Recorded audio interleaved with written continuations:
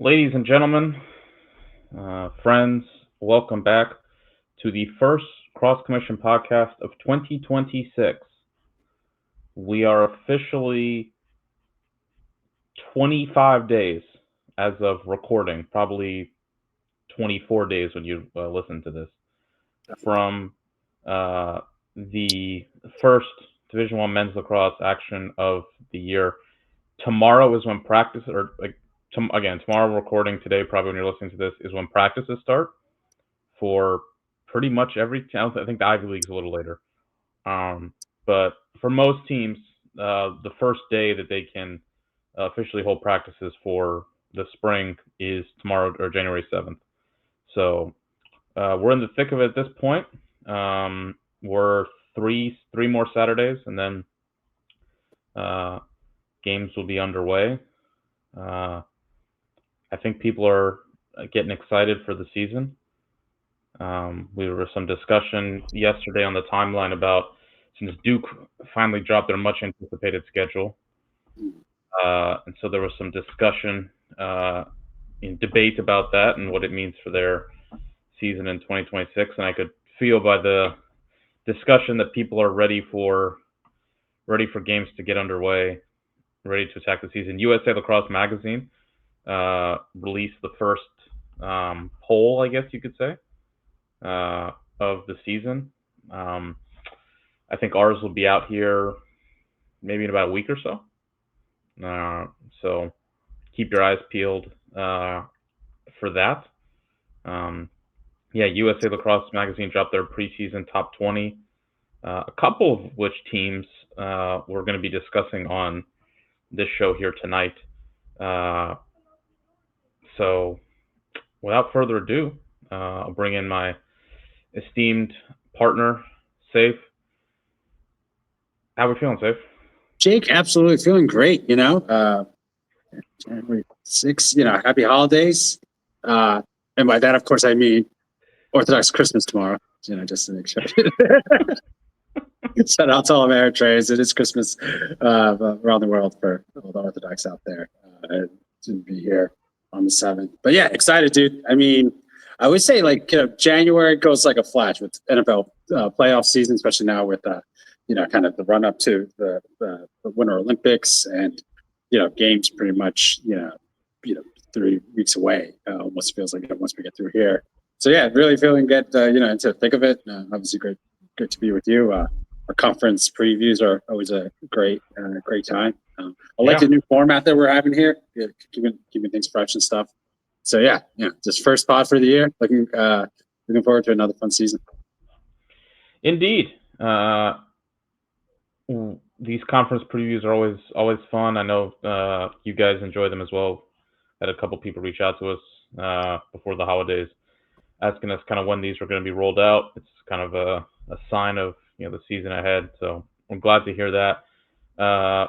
We even have the schedule mapped out, so you can, if you want to put in your calendar. We got this week or tonight. We're going to talk about mid-majors, maybe low majors you call them. We're going to do the MAAC. We're going to do the America East. We're going to do the CAA. We're going to do the NEC, and we're going to do the ASUN next week. So we'll record it on January 13th. It probably will come out for you January 14th. We're going to do the kind of mid-majors to high majors. We're going to do the A10. We're going to do the Big East, and we're going to do the Patriot League.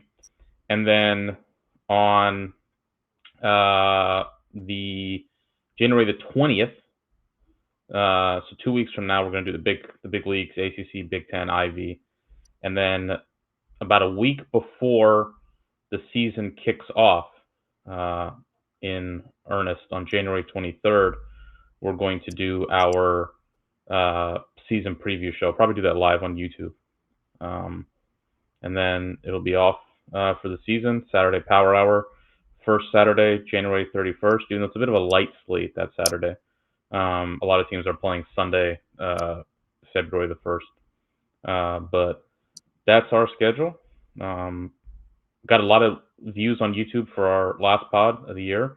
So make sure that you're subscribing to our YouTube channel, the Cross Commission, youtube.com/Cross Commission. Subscribe, like these videos. These videos will be uploaded to YouTube as well as all podcast platforms. So I think, without further ado, we should dive into it. Definitely. I mean, just a quick aside on the Duke thing. The only point I thought was just like, it just feels like kind of playing with one hand tied behind your back, having a bad sense just got out of conference and just got out of conference schedule. Just like, because if it comes down to it, like when you're battling, because you're all battling for at-larges as a ACC team, so there is no fallback plan, to win the tournament and guarantee a spot. There's essentially a de facto AQ if you win the ACC tournament that they're having out there. But still, like, we've never seen a scenario. I guess the closest you could say was maybe Carolina in 2017. We've never seen a scenario where the ACC champion. I guess Carolina was it. That was that Carolina that year. I think the consensus was they had to win the ACC tournament that year to get the automatic qualifier. But we've never seen a scenario where an ACC team is off the bubble, not in, and then wins it. And like, now we all assume always that, as you said, it's a de facto, whoever wins it is going to get in. But who knows? We've never had that scenario arise to where, what if hypothetically with this Duke team, they lose to Cornell and Denver, maybe they beat Virginia and they're 1-3 in ACC play, but they get in the conference tournament and they win. Is wins over Virginia, Syracuse, and UNC, just if those are their only, quality wins, would that be enough? Maybe. But yeah, that's always the thing is we always assume, but we've never really had a scenario where it's a team that was kind of just off the map, not in the picture, go and win it. See, it's not a guarantee, as you said. It might be 95%, but. And then the thing where we always say, like, if you leave the decision in other people's hands, don't be surprised sometimes they make a different decision. And having those strong out of conference games is like kind of taking the decision out of something like, now if it becomes between you and another team on the line, like you're going to be in a better position because maybe you have the head-to-head, or just in general having a strong out of conference schedule like helps your strength of schedule, like also kind of become a little bit bulletproof when you get down to the nitty-gritty. And again, it's just like there's no AQ in ACC, and sometimes best laid plans like don't go right. Like I just look back at Notre Dame, Duke too, 2022. Like maybe a surprise loss to a team in your non-conference, like maybe a St. Joe's. That could just wreck your battleship. Not that St. Joe's is going to be bad, but just like suddenly, not even being able to have a clean slate against a bit of a downgrade out of conference. It just feels like unnecessarily fighting with one hand tied behind your back. I don't know. Yeah, that was the point that I think we made pretty clearly, is that you're an ACC team. You are capable of scheduling. Listen, scheduling's difficult. It's not always easy, but nonetheless. And some teams have schedules that are like locked up. If Duke went to Maryland and were like, we want to play, Maryland would probably have to drop like Notre Dame. Maybe they would, or maybe they'd have to drop Syracuse. Maybe they could do that, but those are good games, and those are they've been playing Notre Dame forever. The Cuse game is a pretty kind of a lock for a big draw both ways at Cuse, and then also in College Park. Granted, if Maryland played Duke, I think in College Park that would be a big draw as well. If Duke went to Hopkins, might be tough to fit them in there. Hopkins might have to get rid of Georgetown potentially, which maybe they would.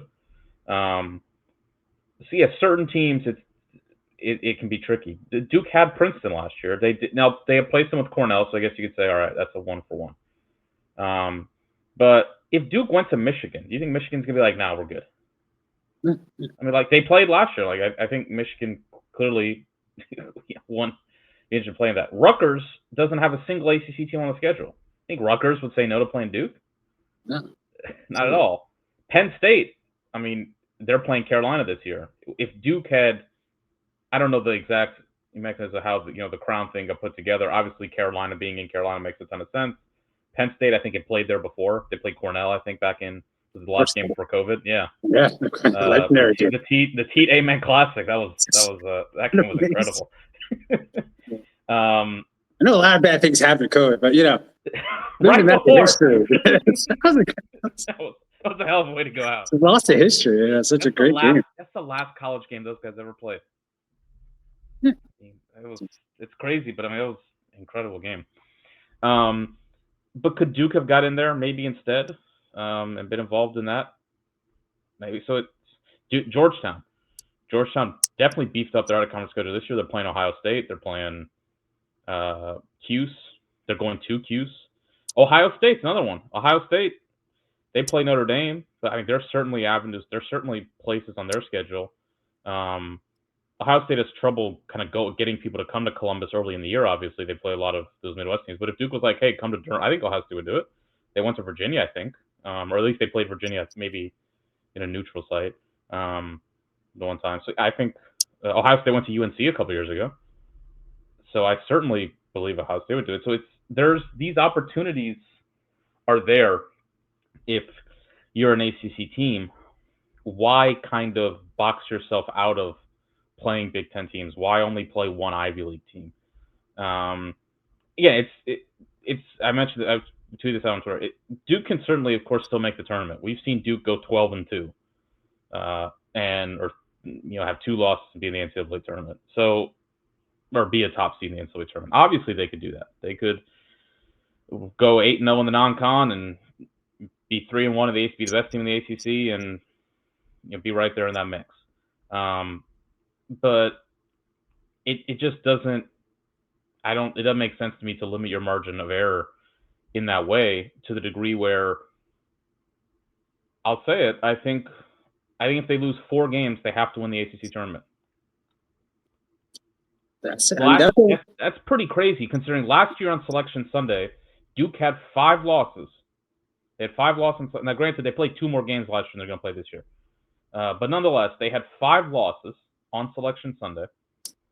And they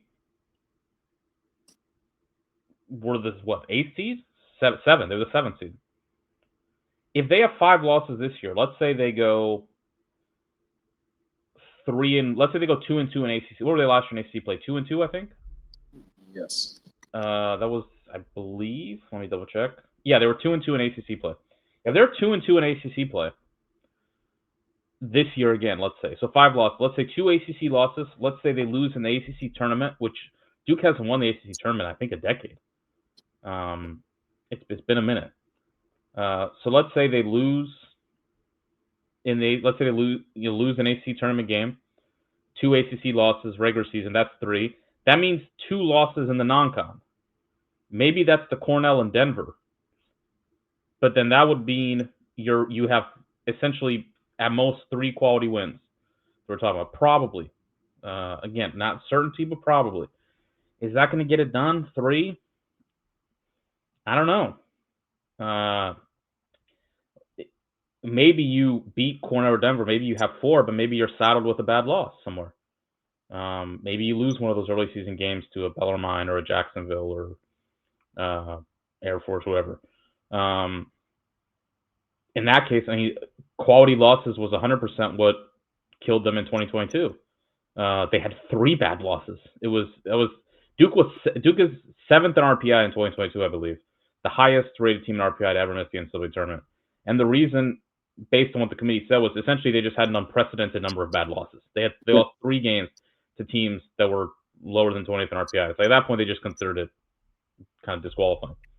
I don't think that's going to happen this year, but that's kind of that's what the mix, that's what their loss total or column is going to look like if they have 5 losses. Again, 5 losses last year got them in as a seed. If they have 4 losses, again, I think they need to win the ACC tournament. Because if you're 2-2 in ACC play and you lose to Cornell and Denver, and you lose the first round of the ACC tournament, I don't think that's going to do it.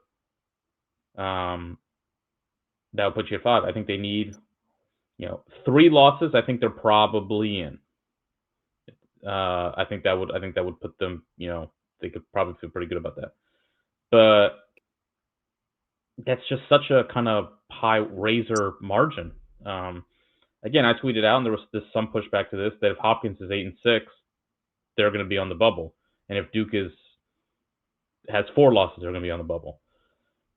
Hopkins last year, and this goes for Virginia too, by the way. I think these are 2 good examples. Virginia was 6-8 and 13th in RPI. Hopkins was 6-8 and 17th. If you flip 2 of those games for Hopkins last year, let's say they beat Penn State, because they played them in the quarterfinal. That was a pretty close game. And let's say they beat Syracuse in the Dome. That completely transforms their resume. Yeah. Like they would have been right there with Harvard and Army in that that mix right there. Even if it's Michigan, if they beat Michigan and Penn State, or Michigan and their top 20 team, that completely transforms their resume. Virginia, similar idea. If Virginia beats Duke and Hopkins, is 8-6, has 2 top 20 wins. Are they there in for sure? No, but they're in the mix. I mean, Virginia was, and so that's just kind of I think that's the point, is why is your margin of error this small? And I'll shout out one of our great listeners, Gil, who tweeted this, made this great point. He said, I think a lot of people look at the loss column like it's college football. In lacrosse, it's almost exclusively about quality wins. Yeah. Schedule the most chances for those. And this gets back to the point we made on the pod when we first started having this discussion back in, I think, early December. I can tell you right now, pretty safely, about 80% of what the RPI is going to look like. That may sound crazy, but think about it again. Last year, there were 5 ACC teams in the top 20 of RPI. There were 5 ACC teams in the top 20 in 2024 as well. Pretty sure that was there in 2023 too. I think in 2022, Syracuse was the year they went like 4-11, and they were kind of out of the mix. The safe assumption is probably that there's 5 ACC teams, or 4, 5. There's definitely going to be 4. There will definitely be 4 ACC teams. There'll probably be 5. Again, Virginia was 6-8 and was 13th in RPI. There are going to be, last year there were 5 Big Ten teams. 5 Big Ten teams is a pretty safe assumption. Maybe it's 4, but I think 5's, Maryland, Penn State, and Hopkins, the way they schedule, are, if they're decent, they're going to be in that mix. Then you're probably going to have Ohio State or Michigan is likely to be pretty good. At least one of the 2 be in that mix. And then Rutgers, sometimes with their schedule, that can kind of keep them out of it. 4 to 5 Big Ten teams is pretty likely. The Ivy League is probably going to have 3, at least. Last year they had 4, and that was with Yale being, at least for Andy Shea, Yale kind of historically by that standard bad for Yale, at least in the Andy Shea era. They were 5-8. They were still in it. So now I'm talking about like 13 teams right off the bat. Georgetown is in the top. Like Georgetown last year, we kind of forget about this. Probably the worst Georgetown could be in the regular season, based like their resume wise. They didn't beat any top 20 teams because they got shut out in non-con, and the Big East was really bad last year. So Georgetown had kind of nothing. So like Georgetown was an AQ or bust. Georgetown was still 17th in RPI. We think Georgetown's going to be better. I think even if they're the same team, they're probably at least going to have more, maybe a win or 2 in non-con, maybe the Big East. It's not hard to be the Big East be as bad as it was last year. Georgetown's probably going to be there. Army's probably going to be there. Army's been in that mix for the last 3 or 4 or 5 years. Can't guarantee it, probably. The Patriot League champion, at least, is probably going to be in that mix. Maybe it's BU instead. Maybe it's Army. If Loyola has a great bounce back year and wins the Patriot League, Loyola will be in there. Colgate was in there last year. They had at least 2. You realize we're getting up to a lot of teams here. That's 14, 15 teams. And so you schedule to the RPI. If the RPI is going to be made up of a lot of ACC teams, a lot of Big Ten teams, and a lot of Ivy League teams, we need to play as many of those teams as possible. And give ourselves, I would say Maryland has probably 8 to 9 opportunities on their schedule for top 21. I mean, there is a world. I'm not saying it's going to happen, but there is a world in which every team Maryland plays could be a top 20 team. Not saying it's likely, but the two low teams on their schedule last year were Loyola and Delaware, both teams which have made quarterfinals in the past 5 years. So it's not out of the question. It could happen. But I would say probably 8 to 9. Syracuse has like 10 or 11 potentially. They're playing so many games, and they're playing. I mean, Syracuse is. If you went back last year and looked like the top 20 in RPI, I think Syracuse is playing at least half of those teams. Hopkins has in the A range. Hopkins playing 3 ACC teams. They play Georgetown. Obviously, their Big Ten schedule. Carolina's got has got a really tough schedule this year. They're playing Harvard. They're playing Army. They're playing Penn State. They play Hopkins as usual. Notre Dame. So that's how you schedule. You give yourself as many opportunities as possible, and you schedule to the RPI.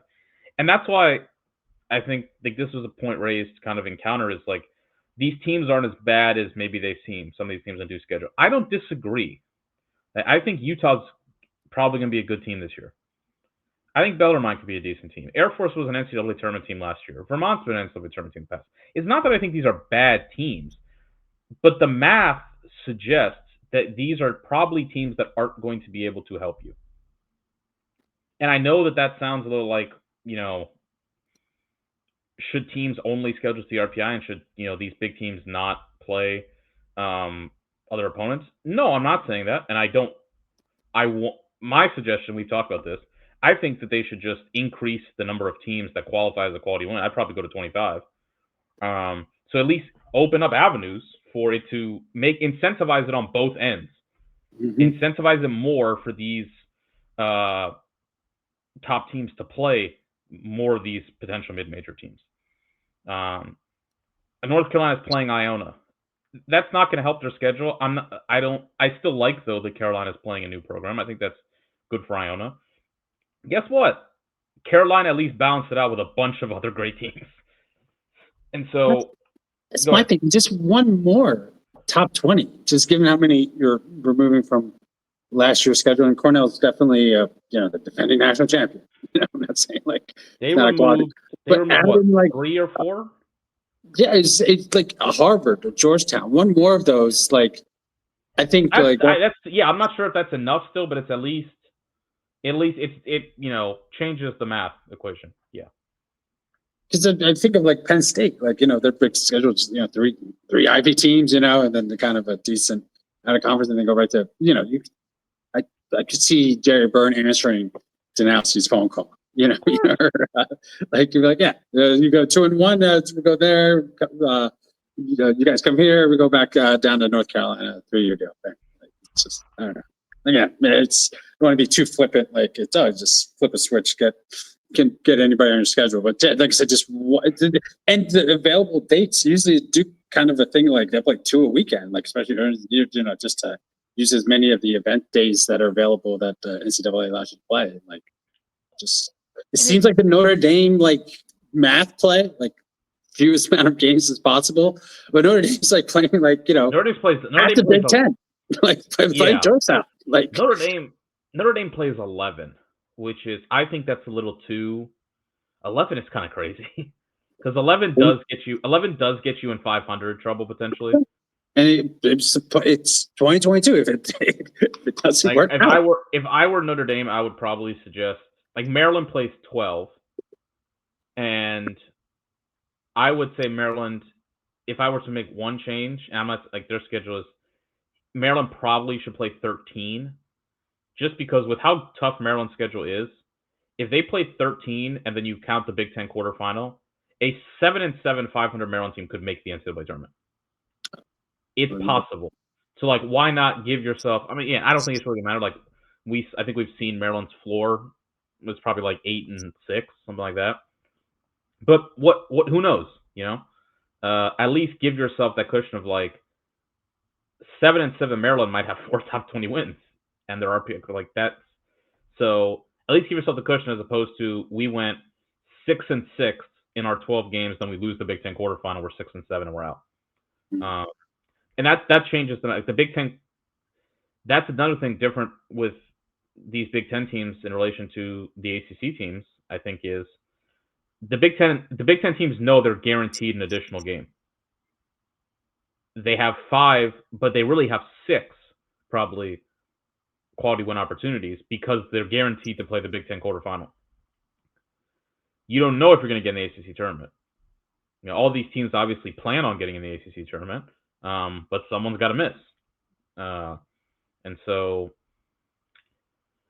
yeah, and it's also like the schedule's just worse than it was last year. That's, I think, is what's kind of curious is you drop Michigan, Richmond, and BU, all of whom are top 20 teams last year. Why? You know? Yeah. Richmond plays you every year about one. And Richmond replaced it with Notre Dame. So that kind of tells you like what Richmond's, you know, BU always BU's a roundabout top 20 team consistently year in, year out. If they're not in there, they're in the mix for it. Michigan gets a Big Ten opponent. Like Cornell, you lose Princeton, okay. You swap it out with Cornell. That's a wash. They also dropped Penn, which probably isn't going. I don't think it'll be top 20, but like that's still an Ivy League team. I mean, a Penn in a good year is a top 20 team.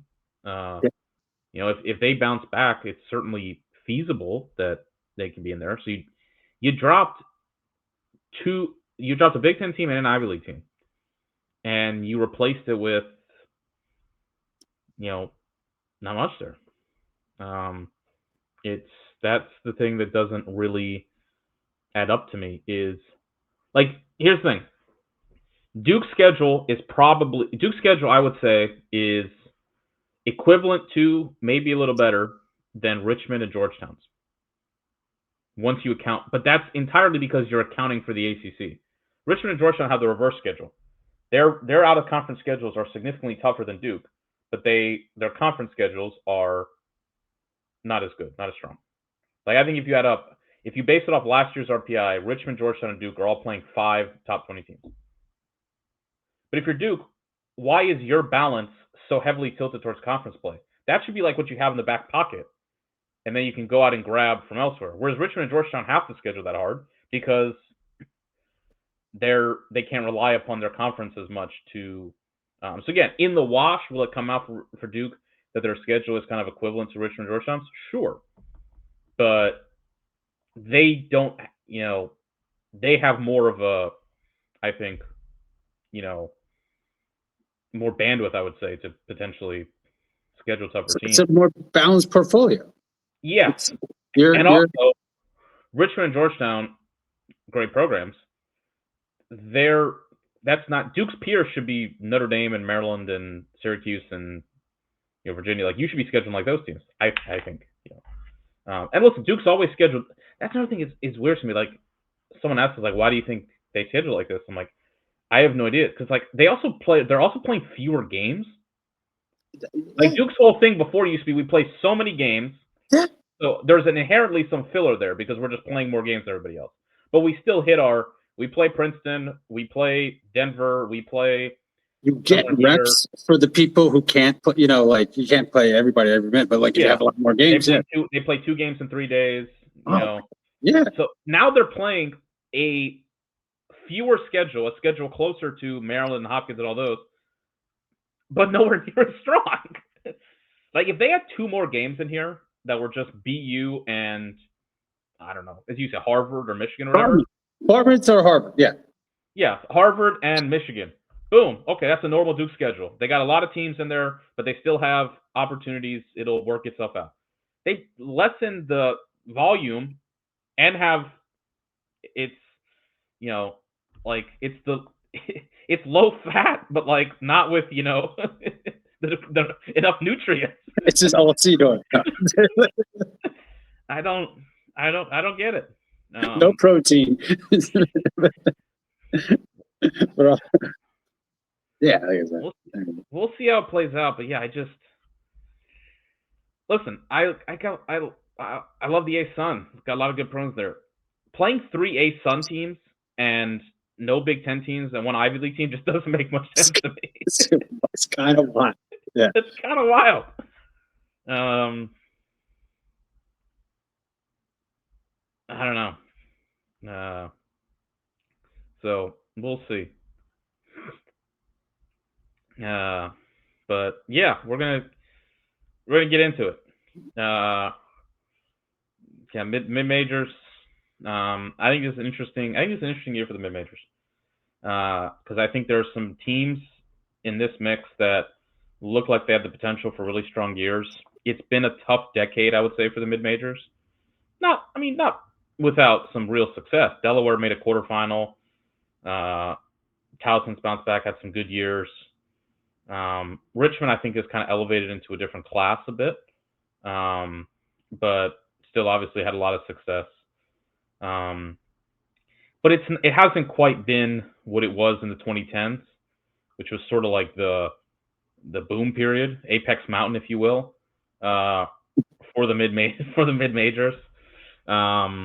Yet Towson making a Final Four in 2017, Albany made a Final Four in 2018. I mean, you had a run where it was like there was a mid major team in at least the quarterfinals, kind of close to every year. 2012 UMass, Will Manny, undefeated season.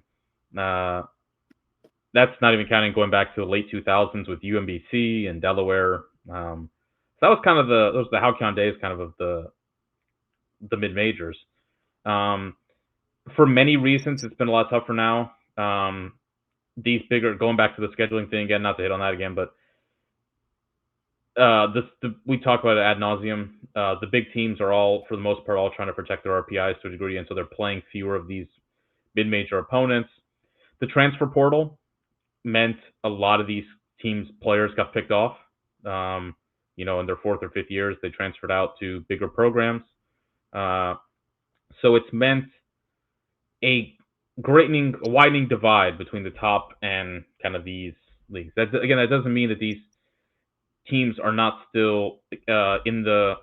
We mentioned the USA Magazine preseason top 20. Towson and Albany both were in the top 20. I think when you see our poll, you see IL Media poll come out. I think Towson and Albany would definitely both be top 20 teams. There's still a lot of good teams here. I think if this feels like a potential interesting inflection point, and I'll just kind of, this is one of my questions, so I'll maybe just kind of lead off with this. Kind of, is this a year? Can this be a resurgent year for mid majors, or is it at large, or is it going to be maybe a story of just about one or two teams? Because Albany looks potentially poised for have their best team since COVID. It's been the Final Four. I'm not saying it's that good a team, but they're like third in returning production. I think Silas Richmond is like a kind of low key potential four-time guy. A lot of offensive firepower. They can play some good defense as well. We've seen them make the tournament back-to-back seasons, play the 1 seed, and be reasonably competitive for about a half. But now they've got NCAA tournament experience. They got a lot of firepower on offense. I think this is going to be a team that's going to do some things this year. Towson is really sort of reasserted itself atop the CAA. Now Delaware's gone. They do lose some pieces from last year's team, but there's still plenty of talent on this roster. You got Weishar back. He's looks in line maybe for a first team, almost had 50 goals last year, maybe in line for a first team All-American type season. Granted, if he's at attack as opposed to midfield, that's a little different. Joaquin Villagomez should get back. Rona Fitzpatrick had 43 goals as a freshman for Towson. So can this maybe be a resurgent year, or is it maybe just kind of about a couple of really strong teams at the top that are separating themselves from this mix? Towson did lose a CAA game last year. They swept the entire league. In the past 2 years, they were 9-0 last year if you count the conference tournament, and in 2024 they were 9. Towson hasn't lost a CAA game in like 3 years. Albany last year started slow but finished super hot. They won their last 5 against America East opponents. So can it be a resurgent year for mid-majors overall, or is it maybe just a story of we've got a couple really good teams here which is good, that can kind of challenge, or these league races maybe going to be uneventful as we get towards the end of the year? one other issue that but I think you've talked, intelligently about before, and Ryan as well mentioned it. It's actually one of Ryan's big things. The removal or the reduction of like early recruiting kind of like really made it 100%. actually unintended, maybe it's unintended consequence, like for the smaller programs, because the Pat Spencers, the other stars are kind of maybe late bloomer. Pat wasn't a late bloomer. It was kind of over. I think he was. I think you're right. Like, he really exploded like his senior year. Yeah. But he was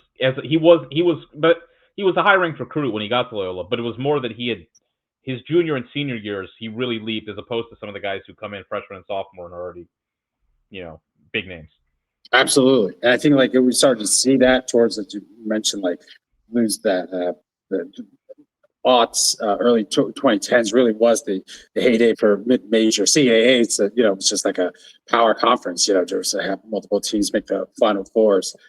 So you think like that helped to like boost the teams already that were the haves, and the transfer portal or the COVID era, the extension, that whole like half decade that we just kind of lived through, like it's kind of now closing up. But that was also like the added burden, as you noted. Just essentially, I don't want to say that these teams were like farm teams for bigger programs, but there was a lot of movement. Let's just put it that way.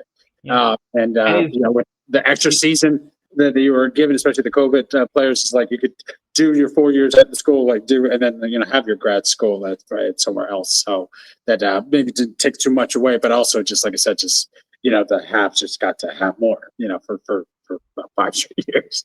So I think of that, like kind of like put that in our river mirror, like will help mid majors. But I think there's just so many other things at play, like I think we did have a bit of a burst of new teams for a little while. And it's like, think of like professional leagues. Like when there is expansion, the talent pool does dwindle a little bit, because like, the expansion team gets to pick, players from, expansion draft and stuff like that. So like, I think, but now like kind of like, the water is like, it's stopped receding as much. And it's like starting to, like teams are starting to like Albany, like, or noted, like are starting to like kind of like, resurge.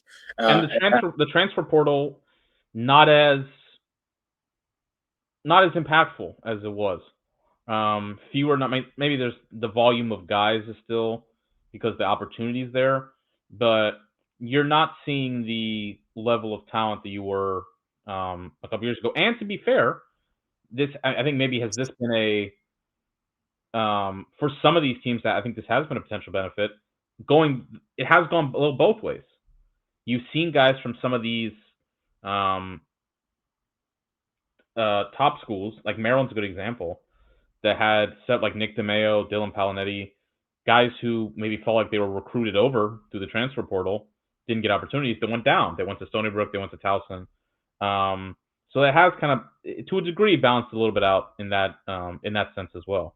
But yeah, like the transfer portal is going to exist. There's going to be more movement than there was before. I mean, it used to be like you get one notable transfer like a year, if that. Now, obviously, there's going to be guys. It's going to exist every year. Just that's how it goes. Look, like before it was, what was it? Like when Cannizzaro transferred from Maryland to Denver, was that Maryland like allowed him to not have to sit out a year. I don't know who knows what's going to happen with like these lawsuits and eligibility rules and ever. I'd be stunned, no matter what they do. I would be stunned if someone ever sat out a year upon transferring. At least on a first time transfer, I don't know if anyone will ever sit out a year ever again. I don't think so. Yeah, I think maybe they could get it on like the second or third go around, where like you have to. I think Cal Perry had a good point on that. Yeah, your second or third like transfer, maybe you're going to need to sit. Yeah, the first one is on the house.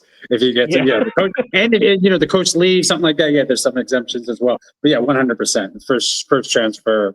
That's never happened. That's never happened. That's now, the only not pushback, but the only thought I would have, and I think it's more the latter, or forgive me for the formula, but it's more of return to form for some traditionally strong teams, at least for over the last 20 years, in these conferences. Because the MAAC's a little bit different. We always kind of joke around the Spider-Man meme. But I think that's still, all respect to Sacred Heart, really what they did, obviously. Rest in peace to Coach Gleason at Siena. But that was a tremendous season that they had as well. So I don't want to discount the Pios and the Saints, what they did last year. And, always Maris has a special spot in our heart for Coach Keats Wilkinson. But when I see like CAA, like it doesn't seem odd that Towson's kind of back. Those factors that we said that like took away from their strength, being able to like kind of pick off maybe maybe not an All-American, but it's like solid contributor, maybe even borderline All-American or like a third teamer that like maybe the big teams either missed out or was like late to the scene. Brendan Sunday, Alex, one of those guys. Yeah, big hit, and then with the transfer portal, not so much that Towson got impacted, but I think it was just a bit of time in the wilderness, for our boy Nat. But kind of like kind of coming back. Fairfield, love what they're doing as well, but it's I just feel like maybe Towson's kind of back type thing. It's the same thing with American East with Albany. Like I think like that's a team that for about 15 years was like really has something there, kind of peaked with their Final Four run. Kind of, again, similar like Towson, bit of a wilderness period in the last 4 or 5 years.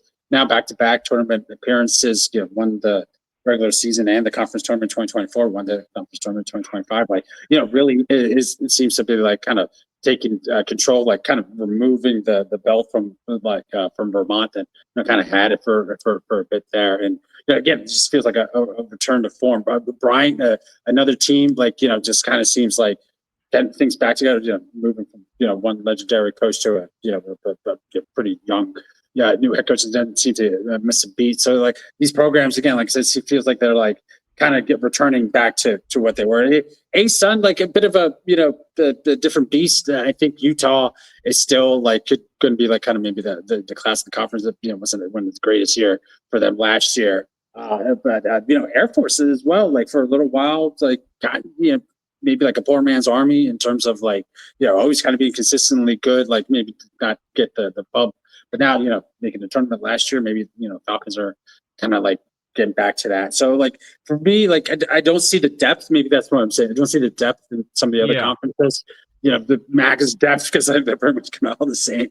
But with the other three that we've been talking about tonight, it feels like things the return of the MAAC, kind of thing. So for especially like Towson and Albany, like kind of like a return to form of teams that were like kind of dominant or regional hegemons or conference hegemons for a little while. So it would be interesting to see if they keep it rolling here for another season. But given the preseason poll, at least from USA Lacrosse Magazine, there's a lot of supporters out there for both of those squads. Well, that's an interesting point because that's another question or note I had.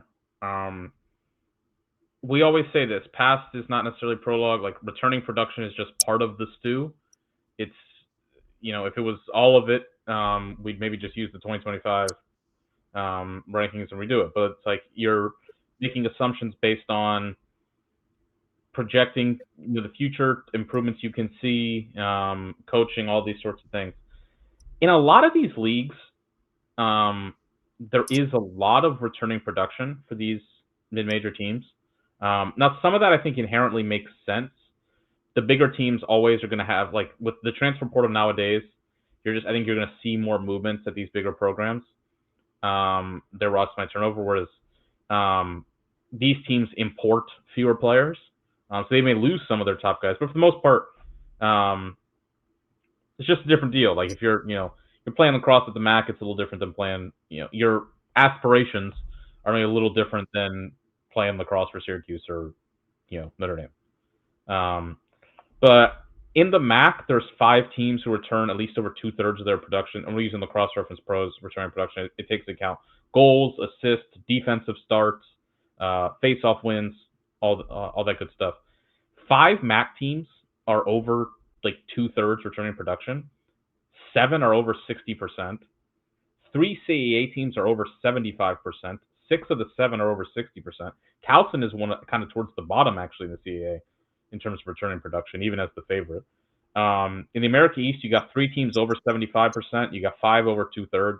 The ASUN has 2 over 80%, Utah in there, and then 4 over 69, 70%. So in a lot of these leagues, there is a good amount of talent that is coming back from a year ago. Now again, it's difficult. What does that mean? Like in the MAAC, for example, Siena and Sacred Heart were the class of the conference. Still a decent amount. Like Sacred Heart brings back 76% of their points, 71% of their defensive starts. They do lose a lot on the faceoff at the faceoff dot. In the CAA, you've got Stony Brook bringing back a bunch of talent.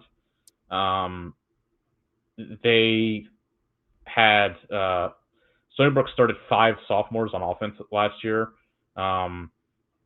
I even look at a team in the if you look at the America East, Albany obviously is the prohibitive favorite. They're just bringing back production everywhere.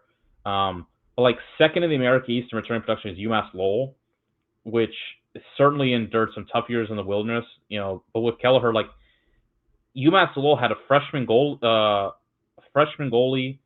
Their top scorer on offense was a freshman. Their faceoff guy was a sophomore. Is that a team that maybe can Kelleher finally get it going there? With some of the young talent having experience back, I think that's kind of worth sort of looking at. But yeah, it's difficult. I think you made the point with the MAAC. Quinnipiac, our old pals Quinnipiac, are sort of like the poster child of this. Quinnipiac was 3-12 last year. In the MAAC, they went 2-6. In 2024, Quinnipiac was 9-5, and they were 5-4 in MAAC play. They were even better in the non-con. Quinnipiac started 7-0 in 2024. In 2023, they were 7-7. 2022, they were 2-11. So in 2022, from 2022 to 2024, they went from 2-11 to 9-5, and they went from 9-5 to 3-12. Well, guess what?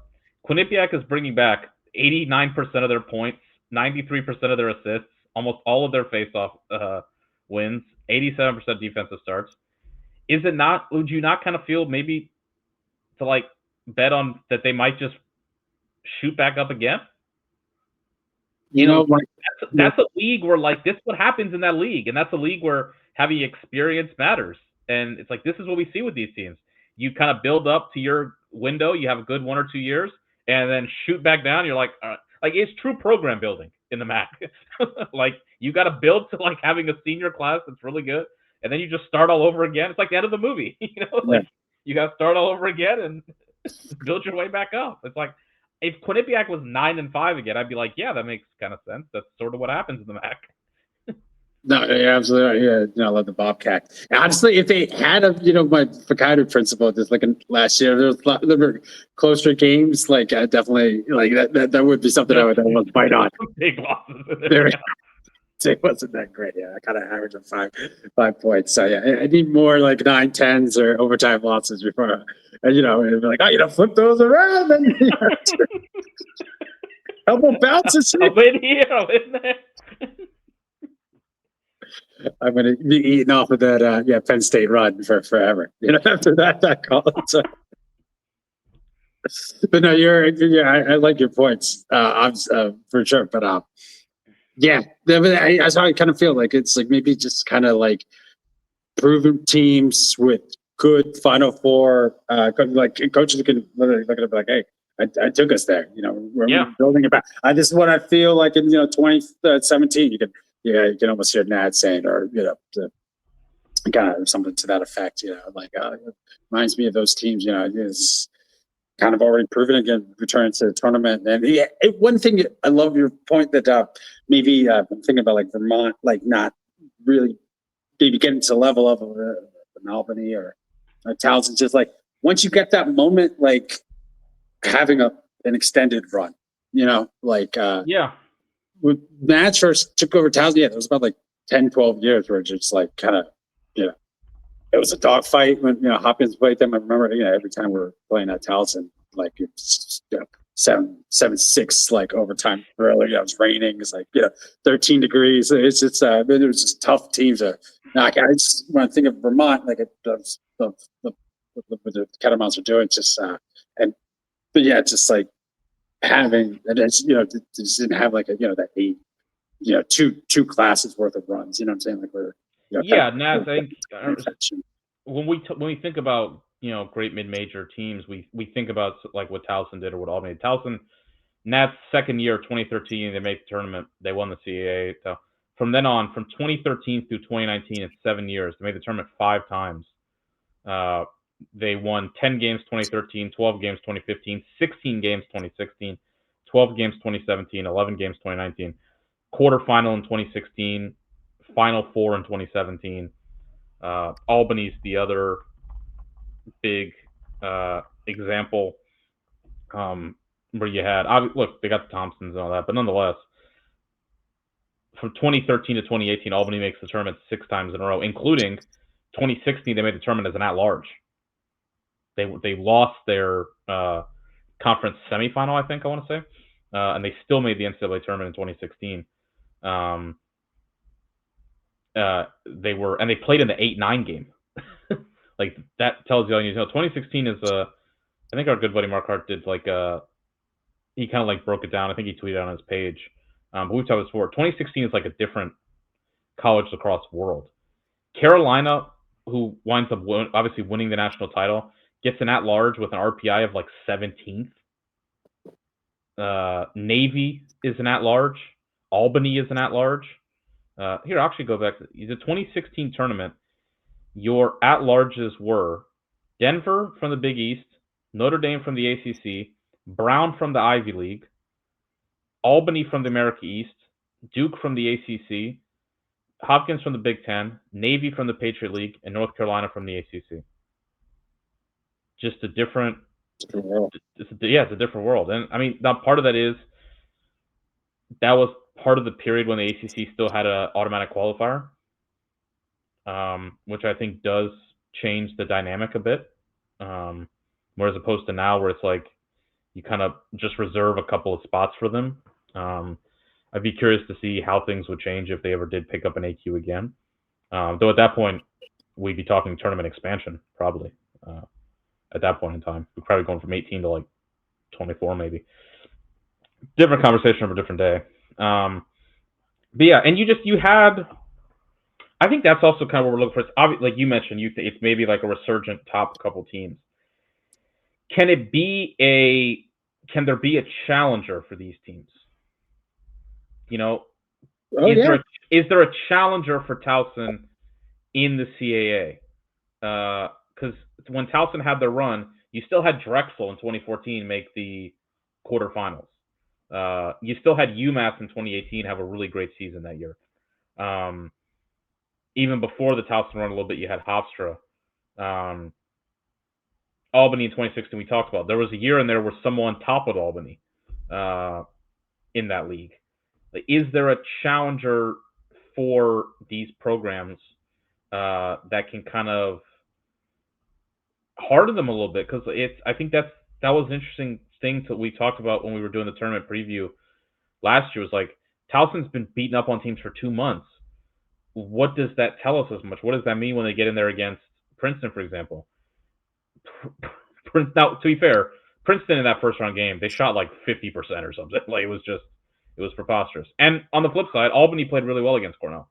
So I don't necessarily know that we gleaned anything from it, but if you're these teams, you want to still be pushed in your conference, and don't have a visa to like all your really tough games from the first part of the year.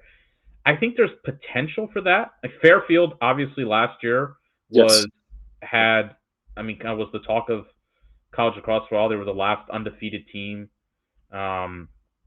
remaining, and you've got certainly some talent returning there. Keegan Lynch, Devin Lampron as a freshman, a good amount just across the board. Their defense games, face-off play. They stumbled a bit towards the end though, and that's what's kind of the true measure of the team? Are they the team that beat Brown? Are they the team that blew out Providence? The team that put 20 on St. John's, things like that? Or are they the team that lost by, like, they went to Towson and lost by 5? They lost by 8 to Drexel in the CAA tournament. Like, what's kind of the true story there? It was certainly a breakthrough year for Baxter, and he kind of been building up towards that for a while. We've always been high on him. Can they take another step? Can they maintain that through the end of the year? I kind of look at Stony Brook a little bit.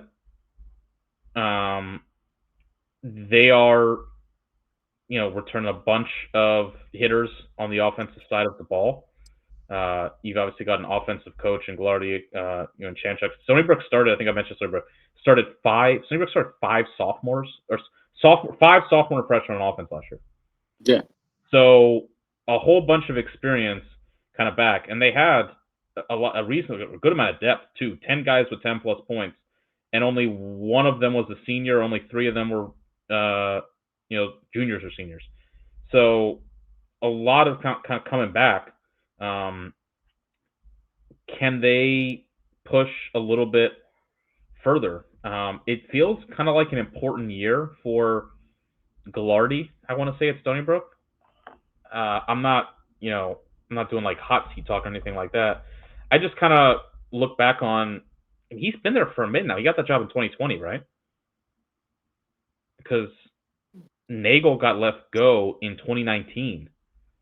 And for those of you who are maybe a little newer to College Lacrosse, kind of started following the last couple of years, Stony Brook's an interesting kind of team, because at the early part of the 2010s, they had a kind of unprecedented amount of success under Rick Sohl.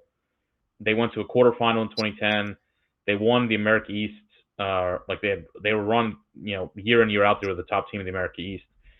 Jim Nagel took over. He won the conference in his first year as with a record of 7-10, and they got back to the tournament. They lost to Hopkins, I think, in the first round that year, and then they had a kind of up and down for most of his tenure. They had Mike Rooney there, who was a insanely productive attackman. If you go back, and he put up like 110 plus, he had like 40, 50 goals, 50, 60 assists type seasons.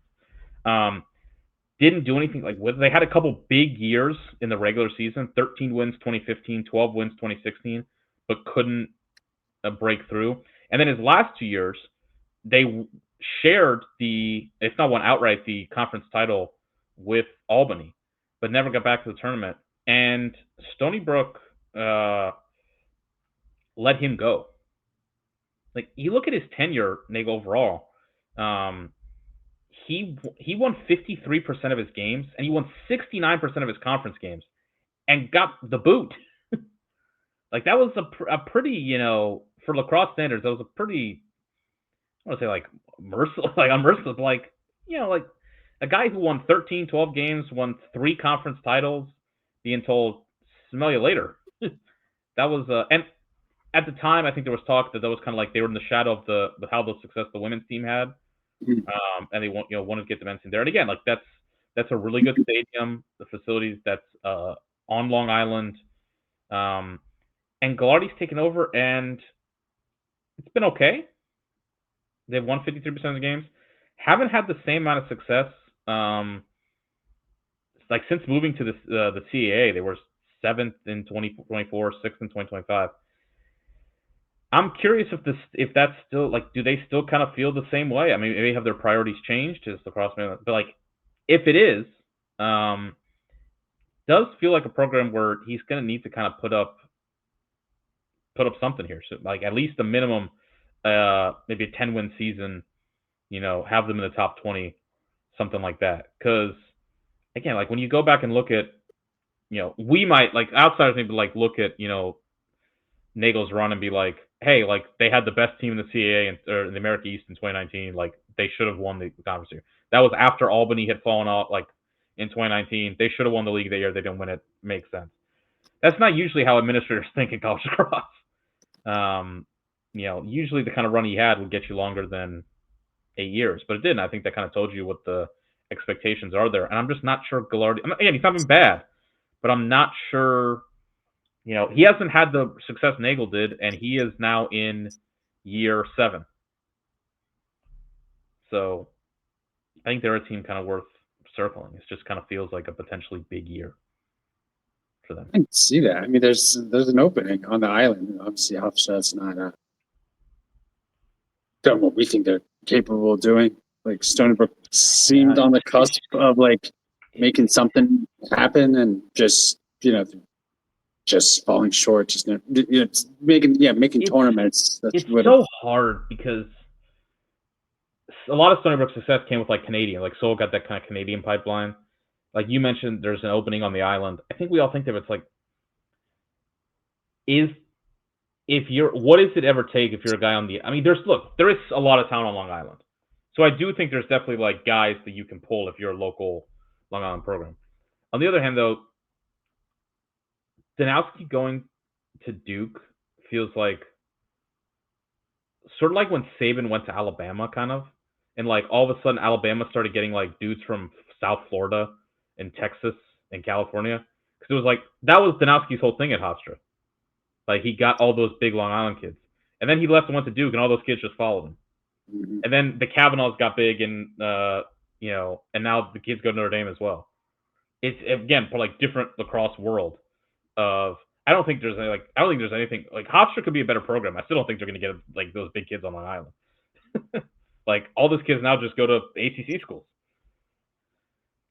It's still like I look at a Towson who's able to do what they did and it's just like resources wise, size wise, having big neighbors around you, people all in your recruiting like backyard, like trying to take everyone that's in the vicinity of your school, just because Maryland and Long Island just like historically, it feels like maybe not punching up his weight, because maybe this is Towson's weight. Like there's a team that can make the tournament routinely, and that's what it just feels like.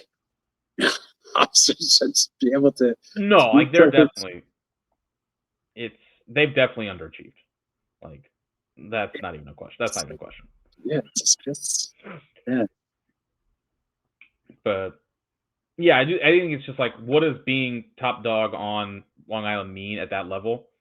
I don't know.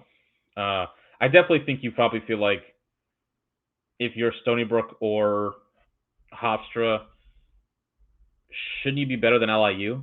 Well, all of them, dude. Like, shout out to Ryan for teaching us Long Island geography.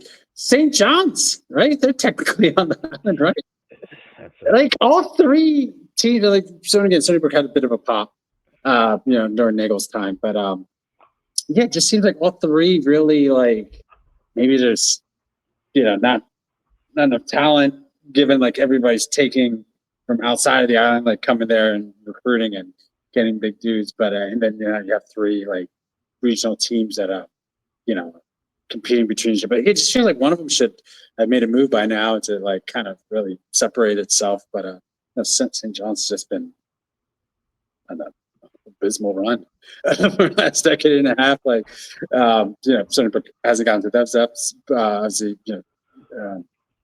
had a limited amount of success under Seoul, like a decent amount of success under Seoul, and even Nagel to an extent. Hofstra, definitely is like kind of put them a little bit in a better boat than St. John's. Not like an absolute like 1, 2, 3 win seasons like routinely, but like definitely underachieving, and not even. Feels like it should be. I don't know. It just feels like it should be a little better again, like especially being where they are. It should. I mean, that's not a question. Like we can talk about what do you define expectations, but here's the bottom line. It's not like no one should expect to do what Danowski did. Danowski from 96 to 2006. Made 7 NCAA tournaments, made the quarterfinals 3 times. His 2006 team is one of the great mid-major teams ever. They lost to one of the other great mid-major teams ever, UMass, in the quarterfinals. That game is on YouTube. If you ever want to, Ryan would probably tell you if you ever want to see the Hofstra fan experience distilled. turn on that Hofstra UMass game at like 8 minutes left in the fourth quarter and just watch what happens after that. It's one of the great quarterfinal games of all time. Seth had a great run his first couple years there, and we consider everyone Denowski's players got like. Bottom line, you're the coach. You get the credit and you get the criticism. Yeah. Four tournaments first 5 years. Four tournaments in a row, and only one of them as, again, we talk about different lacrosse world. Only one of them as the AQ. At large, 3 consecutive years to the NCAA tournament. After that, this is like where the underachieving component of this comes in. They have won the first place in the conference one time in 2014. Towson has been first place in the conference numerous times since then. Drexel has been first in the conference numerous times since then. I think Fairfield won at least a share of the regular season title in the CAA in that time. Like, who else am I thinking? Delaware obviously made multiple. UMass did in 2018. Like, everyone has had a big season since that point, other than the Hofstra. Fairfield was won a share of the regular season title in the CAA in 2014, 2015, and 2016. So they've done it twice since Hofstra last did it. Towson's done it numerous times. Delaware did it several times. UMass did it. Drexel, I don't know if they were first. I don't think Drexel was first place in 2021, but Drexel went to the NCAA tournament. Like, you look at the success of CAA teams in the tournament. Towson, since 2011, Towson made numerous NCAA tournament appearances. They made a Final Four and a quarterfinal. Drexel made a quarterfinal. Also came really, really close to beating Pat Kavanaugh and Notre Dame in the NCAA tournament in 2020. I was going to say, many people said they could have. A lot of people would say that. Really close. I remember watching that game in the press box at Maryland Stadium. It was right before the Syracuse-Georgetown game. What was it? Like, they got a goalie interference or something? Dubious. Dubious fourth quarter call, yeah. Tied the game. Like, so... There's somebody who was like, whoa. They look at the score. What's going on? UMass made it in 2018. Delaware made a quarterfinal in 2022. Several other NCAA tournaments in there.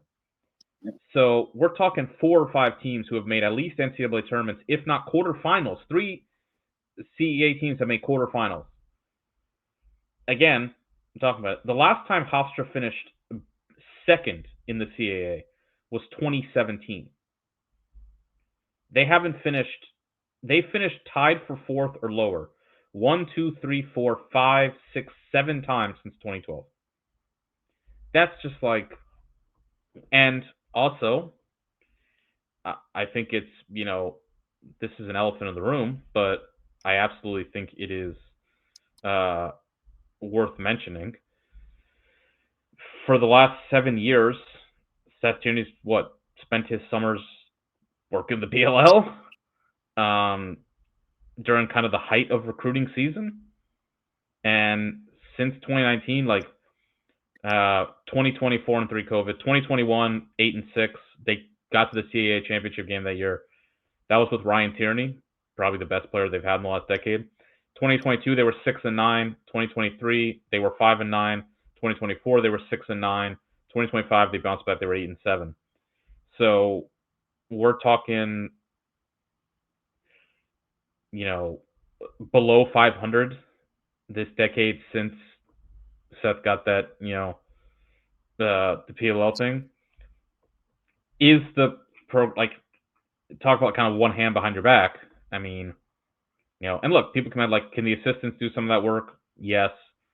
But look, bottom line, there are recruiting events that go on in the weekends in the summer, and head coach isn't there. That's, I think for a lot of people, that's sort of does the program care? Does the administration really care about that? Seems not. But yeah, like we can do the whole again. Is Hofstra ever going to be John Donowski era again? No. And I think for like people of Ryan's generation who kind of grew up with that, like that is kind of like your impression always. But yeah, there's no reason that it should be kind of where it is or where it has been the past couple of years. Who knows? Like they've got definitely some talent on that roster. I mean, last year they finished 1-5. Just really fell off towards the end of the year. Lost to Fairfield by 4, Drexel by 8. Their only win after April was against Hampton. Now they played Towson pretty close. They lost by 2, and then lost by 1 in the CAA semifinal. But yeah, that's pretty tough. Again, after you have a 7-2 start to the season, finish 1-5. But no, I definitely agree with you that like you should have had a year in there. Maybe it was when you had Ryan Tierney 2021, the 2017 season, where that was probably I think they got as high as like second in the country. They started that year 10-0 and then finished 1-3. Wasn't there? Was that the Hatfield? Was that the Hatfield goal? The buzzer beater, yeah, absolutely.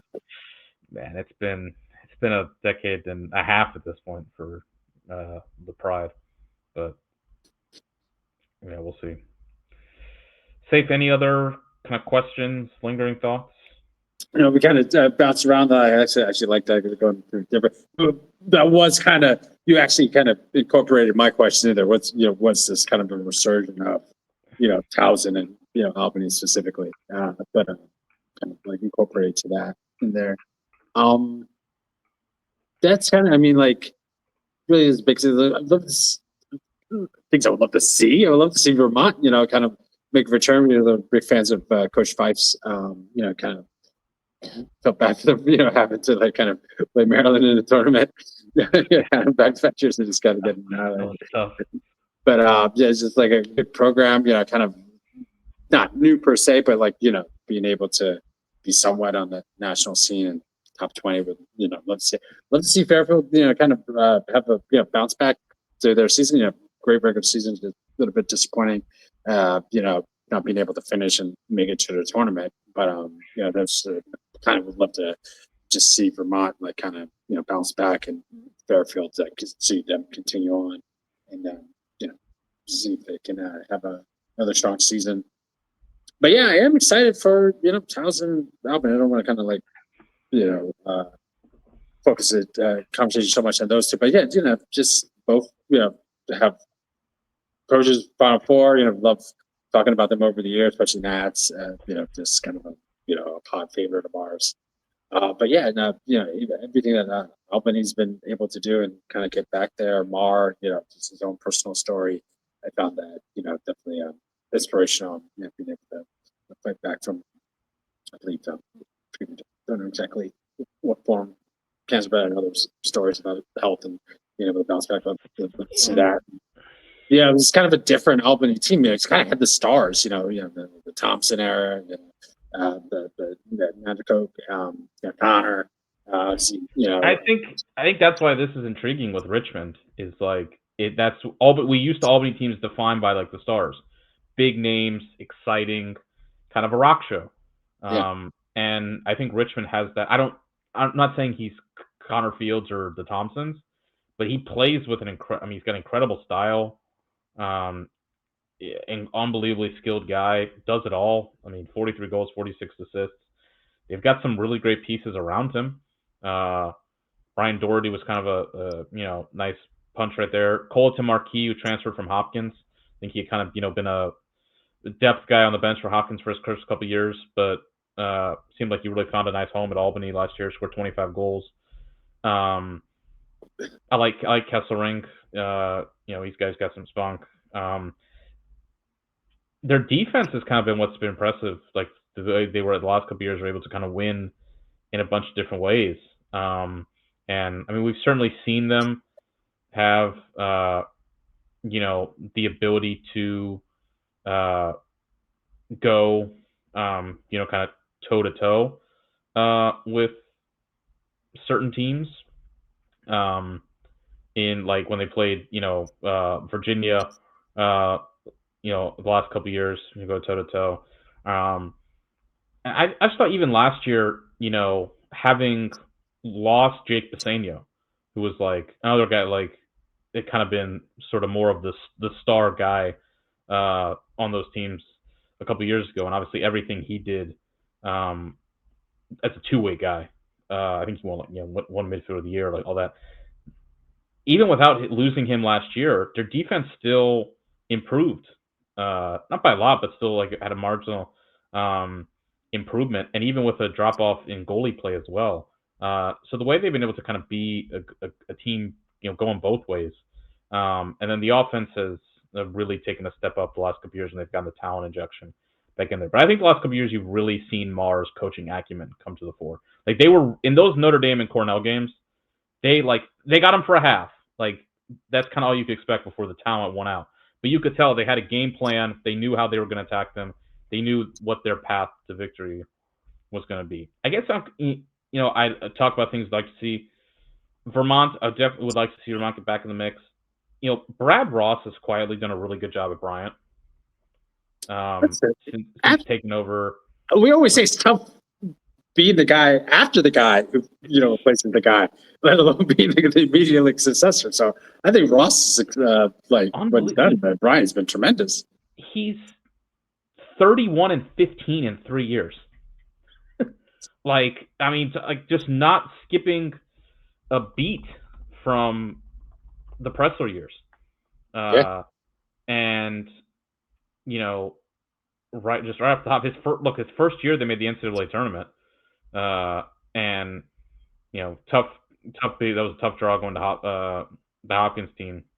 But and even also you got to shout out here to them as well. Guys who have been like picked off from the portal, like Johnny Hackett was one of their best players his first 2 years. Lost him to UVA. And last year they were the top, like didn't skip a beat again. Last year went 10-5 again. Lost to Albany in the America East Championship, but they finished really strong down the stretch as well. I think that's a program that deserves definitely a shout out. And I'd like to see, can that be a potential budding sort of, rivalry in the league? Can Bryant sort of stick with them? And again, we're kind of really focusing on Albany, but with what Bryant's done the past couple of years, it's definitely not it shouldn't be by any means, a coronation. And they've done it a couple different ways. Again, they've had some offense, definitely a big, offensive players. They had a really good defense in 2024. They've been really good. Kind of just the Bryant's, tradition. They're always very good at the face-off dot, which helps them out a ton. But I think player development is something that really, look, Hackett had 2 great years there, went to Virginia.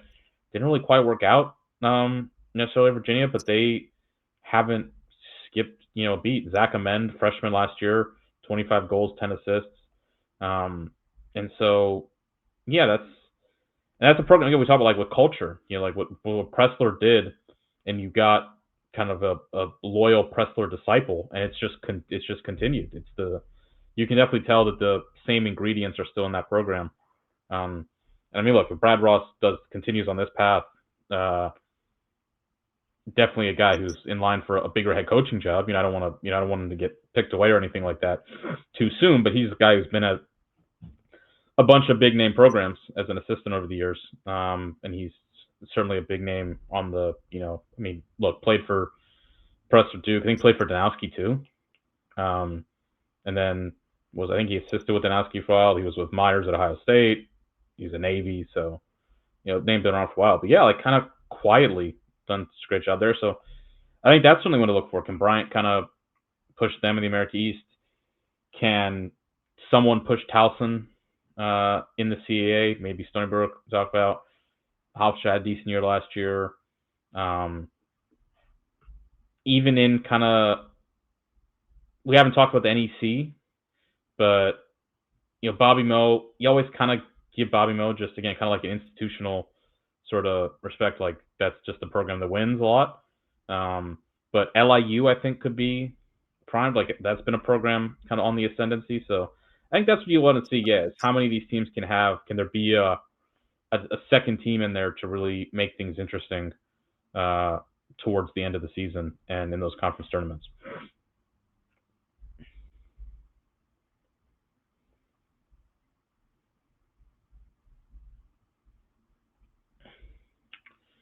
All right, Safe, you want to go ahead and throw out some predictions? Make some predictions. All right, let's do it. All right, we'll start with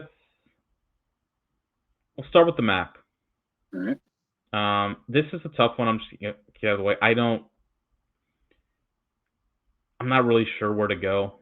I think I probably would have leaned Siena, and I probably maybe just still go there, but it's just what can you really say after what's happened? I'm not really, it's bigger than lacrosse, so it's you can't really opine on anything like that. I want to pick Siena still. I was really high on them going into last year, and they had a great season. Sacred Heart is another. It's that program's. Bossie's always done a really good job there. Had a big year last year, and obviously made the tournament 2 years ago.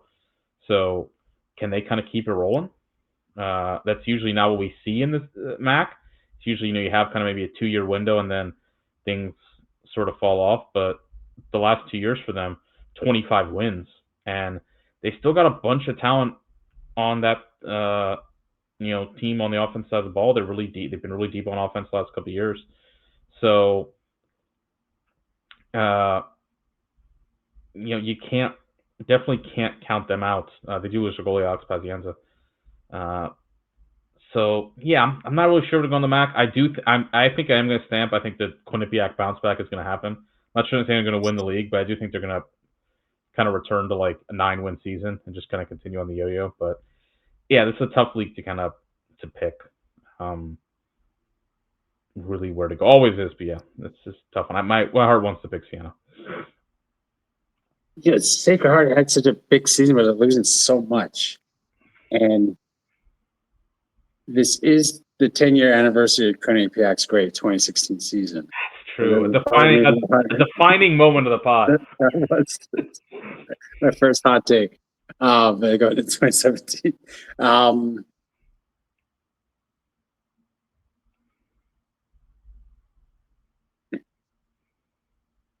I guess just such an unprecedented event that happened with Siena. It's hard, but like I could also see that kind of being like a maybe galvanizing like force for the season. So I'll go with the Saints. Sacred Heart's interesting because they do have. It's kind of like a. Do you look at the volume or do you look at the significant pieces? Because they do have a lot of guys coming back on offense, or at least a decent amount. 76% of their goals, 68% of their assists. But then you lose your main weapon at the faceoff dot, the Gromanek. Then you lose your goalie. What kind of wins out there? Sometimes I do feel like we focus on just they're losing this amount of scoring, losing that. It's like, it's really more just like the key positions. Can you replace somebody in goal? Can you replace someone at the faceoff dot? Can you replace your main guy on offense, like your short stick defensive midfielders? Maybe your defense, your rope unit, kind of the spine of the team down the middle. That's sometimes what I think matters more than like, maybe you lose like 50% of your scoring, but maybe the guys on the bench can kind of, fill that void out too. The guys in the program. It's a lot harder to be like, yeah, we lose a great goalie. Man, some teams can do it, but ours can't. face-off, tricky. So that's what I think it's interesting. We'll see with Sacred Heart. I kind of lean more towards it's tough to just replace those big guns, and so that's why I think they might fall off. It's also, I mean, look, if they could put together another 10+ win season, that'd be incredibly impressive. But it does feel like the gravitational pull of the MAAC sometimes just kind of brings you back down. It's kind of entropy. It's like entropy. It's high levels of entropy at the MAAC. All right, safe. CAA. Give me a team to win, and then give me a dark horse pick. For me, team to win, I think it's Towson. Towson's, I just, kind of think Mad's back in the driver's seat. But a team to watch out for, I'm going to go with Fairfield. But they had a pretty good season. They had a great season. 12-3, obviously a disappointment in the CAA tournament, kind of a shocker, honestly, given how well they were playing throughout the year. And, the fact that they, it was a close win, but they did beat Drexel in the regular season. So to lose to them 14-6 was a bit of an eye opener. Did struggle a bit against Towson last year. So I think it's going to be still difficult for them to knock off the Tigers, but kind of see it as a 2-team race. Feel pretty comfortable with those two. I'm going to go Towson as well. I just think, again, kind of looking at, you can look at it, these always different ways in terms of what they're bringing back. For Towson, I feel like the big pieces on this team are still here. Weishar is their best player. I think he's in line for, again, All-American type season as a senior. 48 goals last year. I think they're going to be better for the fact that they're going to have him on the field all the time. The first couple years they were playing him at midfield, and it was like when he was off the field, it just didn't work as well. Offensively. Like, it was clear that they just were kind of deficient in that regard. But now with him on the field all the time, I think they're gonna, they're just gonna be so hard, tougher to stop. Should get Villa Gomez back. Ronan Fitzpatrick is freshman, big year. At a big year, I think that'll grow. Offensively, they're going to be great. They do lose some key guys, on the defensive end, some kind of experience. But where I'm kind of looking at, this is a question mark, but I see it as a potential for this team to maybe take another step, is goalie play for them has been a big problem the last couple years. It's not been the top goalie play that we've been accustomed to. Luke Downs saved only 45% last year. It's like, if you're only to be as good as they've been with your goalie play at that kind of level. I look back at that game they played Syracuse in the Dome. I think if with better goalie play, I think they could have won that game the first round. So I'm thinking if they can get good, solid goalie play, that's an opportunity for this team to really kind of take another, step, because that's been one of the missing pieces. So I do think there are some reservations you might have, as far as defense and can they fill in some of those spots. But I think that always, Nad's teams usually do a good job of development of the long pole spots. And I think if they can improve the goalie play, I think this is a team with a chance to be as good as they've been the last couple of years and maybe have a better shot at upset in the NCAA tournament. Dark horse, I think I'm going to go with Stony Brook. Just super young on the offensive side of the ball. But you've got a nucleus of, you got an offensive head coach. You got Chanchuk there. I've liked a lot of what he's done offensively. They've had some really good offense the last couple of years. Feels like an opportunity for them to put together a really good unit on that side of the ball. And again, big year for, I think it is a big year for kind of Clardy and, that program to kind of, since moving to the CAA, they haven't really been in the mix. I think, this is year 4 in the conference now. I think they kind of need to step up a little bit. They play a lot of, they'll have some big games against kind of big name opponents. They play, Ryan pointed out, playing Rutgers early in the year. That could be a difficult game. So, I think this is a chance for this team to maybe get themselves in the mix. All right, Safe. America East, I think we kind of know where we're going here. but your champion, and then who do you have as a team to watch out for in the America East? Yeah, after we just sang Mars Flowers, I may go Bryant. Just looking at Ooh, last year, like they were just a tough, tough team. All like lost 3 out of their first 5 to begin the season, and Providence lost. My love for Bobby Benson, notwithstanding, probably Coach Ross would want that back. Given how strong the rest of the season is. But Ohio State lost. Only 7-5. Brown, getting kind of his own thing. Being like an inner city rivalry between the two. I just feel like I like what Ross. I mean, especially when we were, started thinking, especially when we were talking. I was like, I really like what he's doing there. Just, kind of like took the presser thing, made it his own, and definitely is like making like his, leaving his own like mark on the program.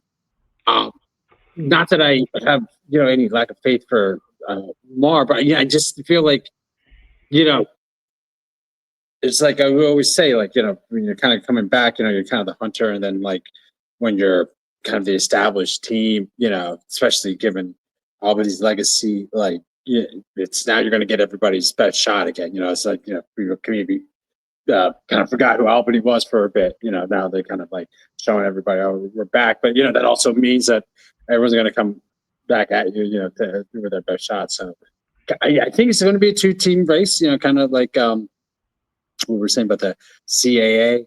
I just think, Bryant, it's tough. And Albany's bringing so much back, especially on offense. Like, pretty much 90% offensive experience returning. So that's the one part I'm hesitating on. But, I like what Ross is doing. I don't think it's it's not a crazy pick. Just spice it up a little bit. Yeah, I'm gonna go with Bryant in an upset, and maybe one of those like Bryant the upset of the conference tournament type thing. Yeah. No, I think I think Bryant returns maybe to the tournament, huh? To the actual dance. It's certainly like they do a really good job of they get guys in when they're young. We talk about a guy like Hackett early on, even though they lost him, like has a breaks out for them as a young guy and as a big star, and then they bring the next guys through. Brian Russell last year kind of came from had a huge year. Zach Amen was a freshman. Jack Lonsinger is a guy who was like has been in that program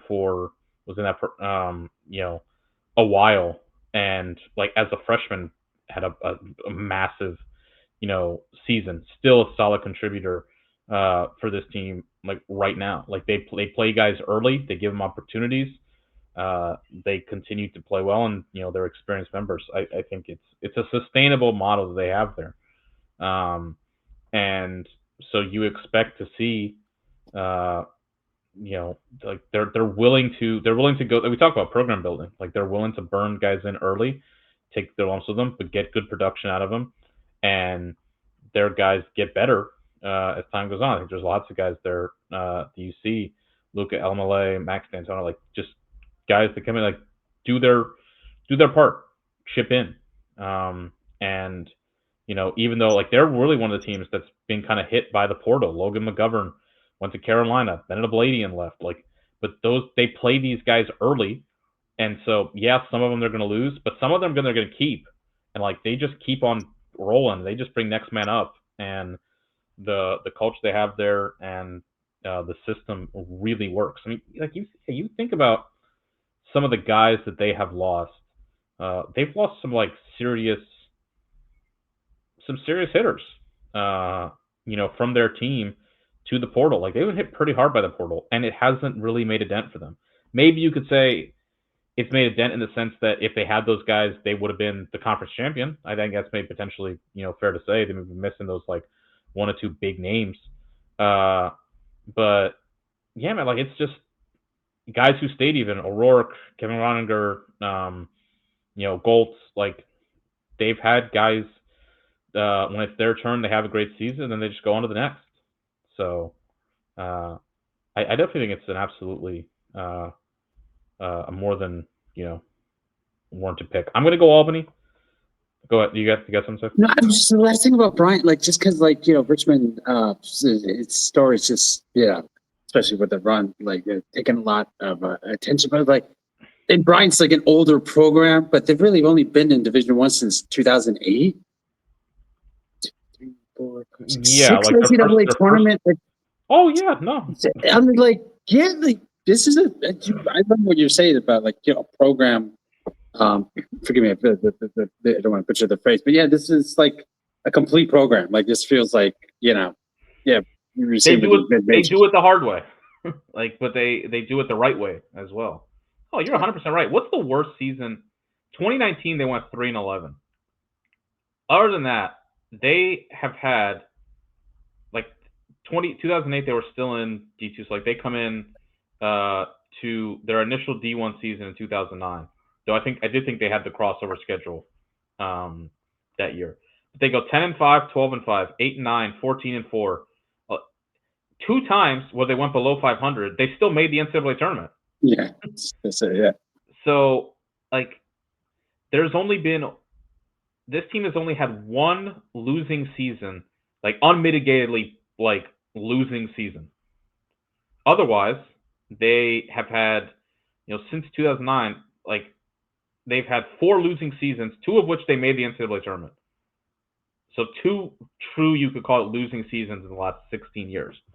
And yeah, being able to continue off where they have is, even after loss of that coach, is incredibly impressive, because we know how difficult that is.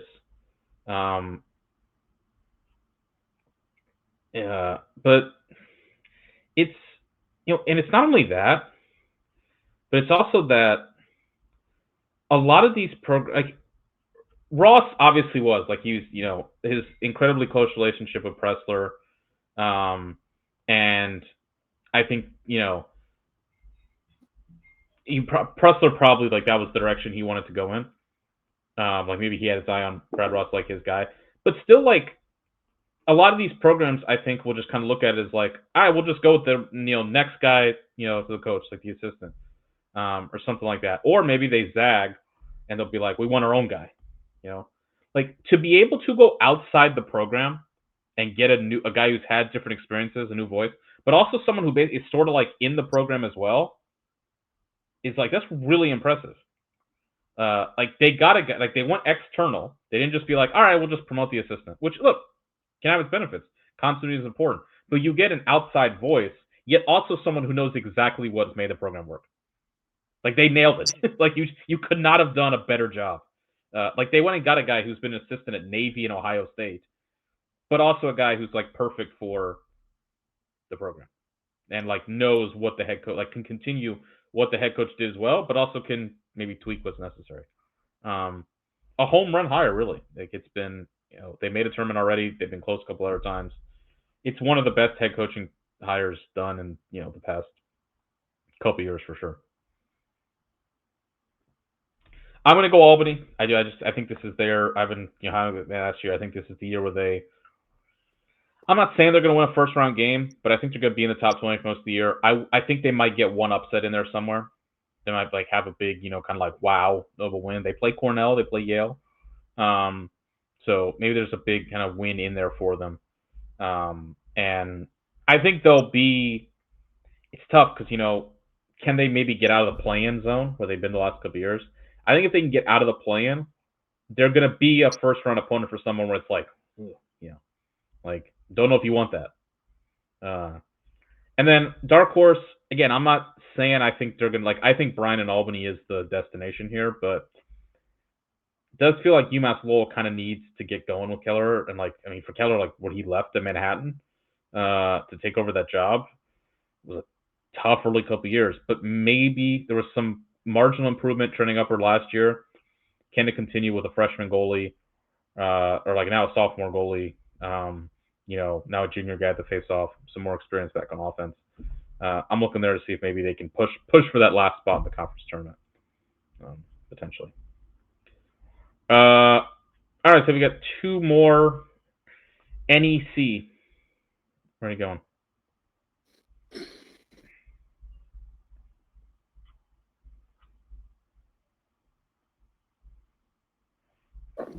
I guess Robert Morris. I mean, I like what LIU's been doing. With the let the Cedar Island team on the island finally get some success. Yeah, I just feel like Robert Morris kind of like a the most stable bet in this conference. So yeah, I'm gonna go with the Colonials. It's probably I think it's about. I like where LIU's. I think LIU's been knocking on the door. I feel like that's a program that's in the ascendancy. It's hard to always bet against Bobby Moe, but they do get some talent heading out the door. But like, look, that's a program with, again, we talk about culture. They know who they are. They know their recruiting pipelines. You can't ever count them out. And they finished the year incredibly strong. Went 8-2. Down the stretch there. So if it winds up being them, I would not be surprised whatsoever. But I'm going to lean towards LIU. All right, last set here, ASUN. I mean, it was a down year for Utes, but they still kind of almost snuck into the tournament after an absolutely abysmal start to the season. I mean, that was tough. 1-7, and they beat Ohio State. That's what makes it amazing, because I was like, all right, I remember that. I was like, because it was like I was so torn, because obviously I say losing, but I was like, I had such high hopes for Utah. I was like, let's go,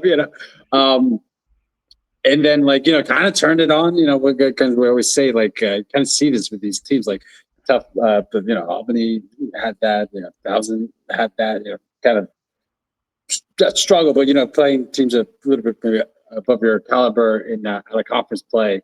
And then really racking it up. They beat Ohio State by 6 goals. What the hell happened? Thought the world was ours. Yeah, it is Delaware losing by 1, and then Denver by 2, Vermont by 1. This is the kind of Marquette lost that one by 1. This both the losses to Air Force were by 1. This is the safe Bakadu. I was going to say that. I was gonna say he took the words out of my mouth. This is right. I mean, so I just kind of always I feel like safe hands with McMinn. I just feel like it's such a great for a little while. Just never lost a conference game. Except for I think the first year the conference tournament championship. So I feel comfortable with bounce back by Utah. I like what Air Force is doing. Like I said, just kind of good to see the Falcons fly again. But yeah, just too many close losses last year. They're bringing a bunch back. Ryan Steins, is a big hitter.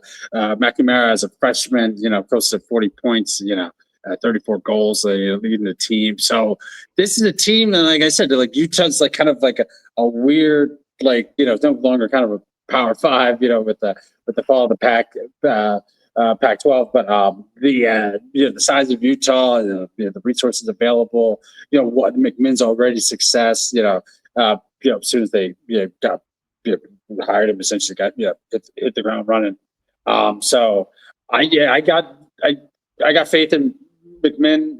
We kind of always kind of like Utah, and with him there, really feels like last year was kind of an aberration.